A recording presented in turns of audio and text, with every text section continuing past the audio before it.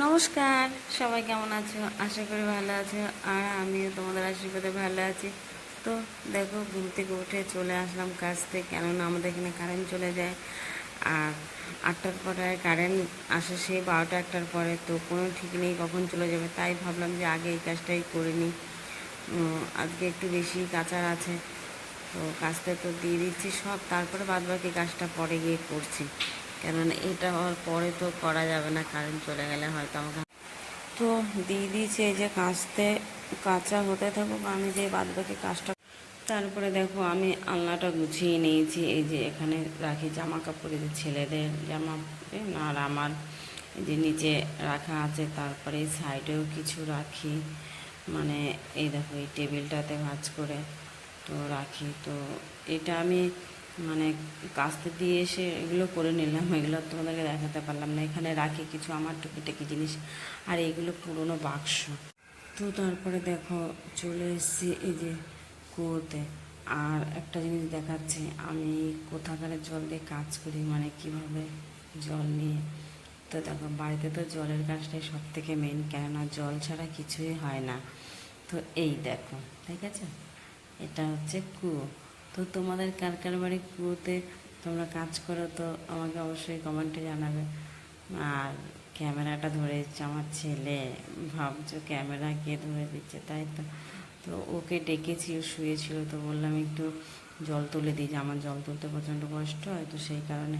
তো যাই হোক, তারপর তো কাঁচা হয়ে গেছে, ধোয়াও হয়ে গেল, দিয়ে এখন মেলে দিয়েছে এই দেখো জামা কাপড়গুলো। তো এটা আমাদের বাড়ির ভিতরে, আমাদের বাড়িটা অনেকটা বড়, তাই জঙ্গল। তো তারপর চলে এসেছি রুটি করতে।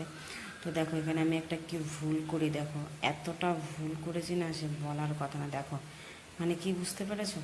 দেখো কি, পাতা কেন, কলা পাতা, তাই তো। চলো দেখো, সঙ্গে থাকো, দেখাচ্ছে, দাঁড়া আমার ছেলেকে।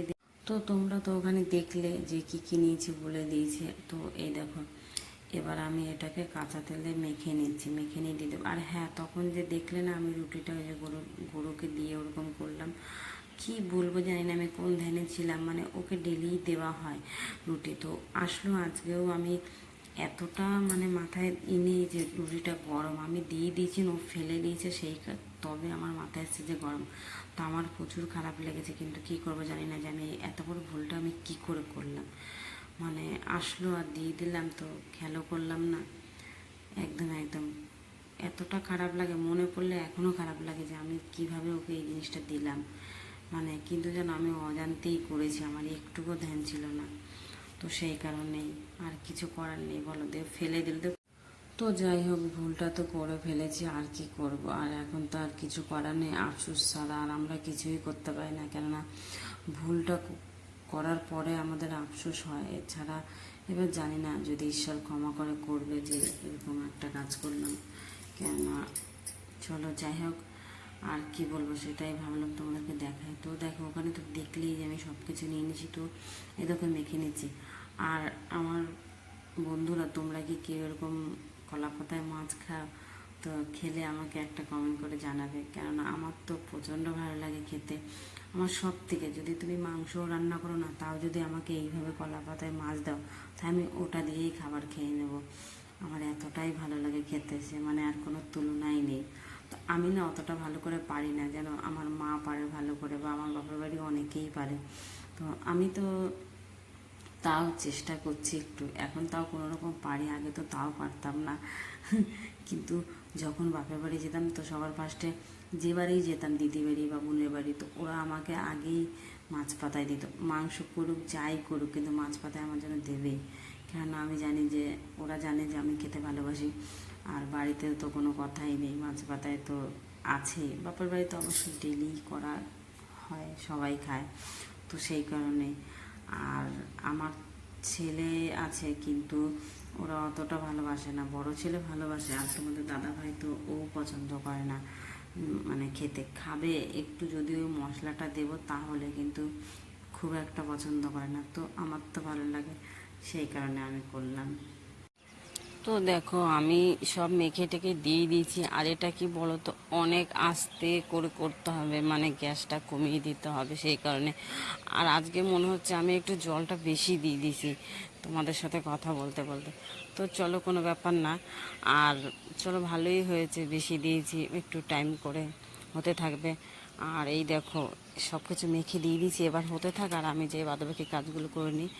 তো এই দেখো হয়ে গেছে। তো বলো কেমন হয়েছে? আমার তো এখনই মনে হচ্ছে খাই। আমার তো খুবই ভালো লাগে খেতে। আমার এই যে গন্ধটা দেয় না, এই গন্ধটাতেই আমার মন ভরে যায়, এত সুন্দর একটা গন্ধ দেয়। তো দেখো আমার সমস্ত কাজ হয়ে গেছে, মানে রান্নাঘরের কাজ হয়ে গেছে। আর এই যে গ্যাস ম্যাস পরিষ্কার করে নিচ্ছি সমস্ত। এই দেখো আমার এটা বলতে পারো রান্নাঘর না, এটা একটা রুম। তো এখানে তোমার দাদা ভাই থাকে মানে রাতে। তো মানে এই দেখো সেরকম কিছুই নেই, এই রুমটাতেই রান্না করি। আর আগে তো মানে অন্য ঘরে, বড় ঘরে তো রান্না করতাম সিঁড়ির নিচে। তারপর এই রুমটা করার পরে এখানেই রান্না করি এখন। আর এমনি আর তো যাই হোক, সমস্ত কাজ হয়ে গেছে, এখন বাজে তোমার 7টা। আমি একটু রেডি হয়েছি, আমাদের এখানে মন্দিরে কীর্তন হচ্ছে, তো যাবো কীর্তন শুনতে। চলো তোমরাও সঙ্গে থাকো, চলো টাটা। দেখো এটা দেখো, অসাধারণ অসাধারণ। তো এরকম দেখে বলো কার না ভালো লাগবে? আমি তো দেখে আমি খুব, আমার মনটা মানে এতটাই ভালো লেগেছে। প্রথম ভেবেছিলাম যে যাব না, মানে এমনি কীর্তন হয়েছে, একদিনও যাওয়া হয়নি। আর এই কারণে এমনিতেও যাইনি যে আমরা মন্দিরে উঠতে পারবো না 1 বছর। তো সেই কারণে আমি বাইরে দাঁড়িয়েই দেখেছি। তো শুনলাম আজকে পালা কীর্তন হবে, তো তাই গেলাম। আমার আবার এটা ভালো লাগে দেখতে, খুবই ভালো লাগে পালা কীর্তন দেখতে। তো সেই কারণে ভাবলাম যে যাই বাইরে থেকে দেখে নেব। তো সবাই মন্দিরে উঠে বসে আছে, আমার অনেক জনাই চেনা পরিচিত। তো আমি তো উঠতে পারবো না, তো সেই কারণে আমি বাইরে বসেই ওদেরকে দেখছিলাম আর খুবই আনন্দ করছিলাম। তো চলো, ভালোই লাগছে, মনটা অনেকটাই ভালো লাগলো। ভাবলাম যে এসে ভালোই করেছি, না হলে এই দেখো আমার তো খুবই ভালো লাগছে, এতই ভালো লাগছে। তো তোমাদের এখানে কিরকম কীর্তন হয়? মানে বাড়ির পাড়ার মন্দির, এটা এমনি কোথাও না, মানে আমাদের যেখানে দুর্গাপুজো হয় তো সেখানেই সব কিছুই মানে টুকিটাকি মানে ভালোই করে ওরা। তো আমার এতটাই ভালো লেগেছে, তাই ভাবলাম তোমাদের সাথে তো দেখো কীর্তনটা এখন শেষ, মানে পালাটা। তো দেখো লাস্টের দৃশ্যটা দেখো, অসাধারণ, জবাব নেই। তো সত্যি আমার তো ভীষণ মনটা মানে আজকে খুবই খুশি। সত্যি এরকম হয়তো আমরা পারবো কিনা জানি না। তো চলো, ওরা করছে, ওদেরকে অনেক সেলিউট জানাই। তো চলো এখন তো বাড়ি যাওয়া যাক, এখন বাজে 10টা, মানে কীর্তন শেষ হতে 10টা। তো এখানে খিচুড়ি খাওয়াবে, তো আমি খাবো না খিচুড়ি, আমি চলে যাব বাড়িতে গিয়েই খাবার খাবো। তো চলো যাওয়া যাক। তো দেখো চলে এসেছি বাড়িতে। ওখানে অনেকেই বলছিল যে খিচুড়ি খেয়ে যাও অঞ্জলি, তো আমি বললাম যে না, আমি খাবো না। তো তোমাদেরকে অনেক অনেক অসংখ্য ধন্যবাদ আমার সঙ্গে এতক্ষণ থাকার জন্য। তো সবাই সুস্থ থেকো, ভালো থেকো, দেখা হবে অন্য একটা দিনে।